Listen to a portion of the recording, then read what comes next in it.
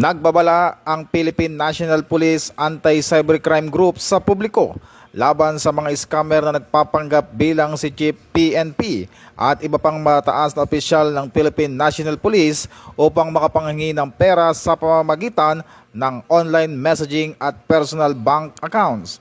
Ayon sa PNP-ACG, gumagamit ang mga manloloko ng hindi kilalang cellphone numbers at nagpapadala ng mga mensahe nag-uutos ng agarang pagpapadala ng pera o money transfer. Kadalasan din umanong ginagamit ng mga ito ang pangalan at posisyon ng mga opisyal ng PNP upang makapanloko ng mga biktima.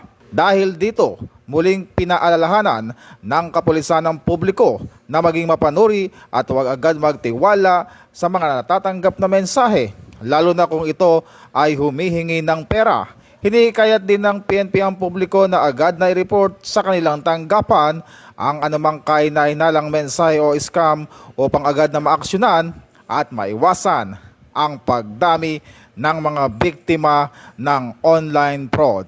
Mula po dito sa Campo Crame, ako po si Patrolman Adrian Dayaw nagbabalita para sa Police News Network, alagad ng batas, tagataguyod ng balitang pulis, at ito ang bagong PNP para sa bagong Pilipinas, serbisyong mabilis, tapat at nararamdaman.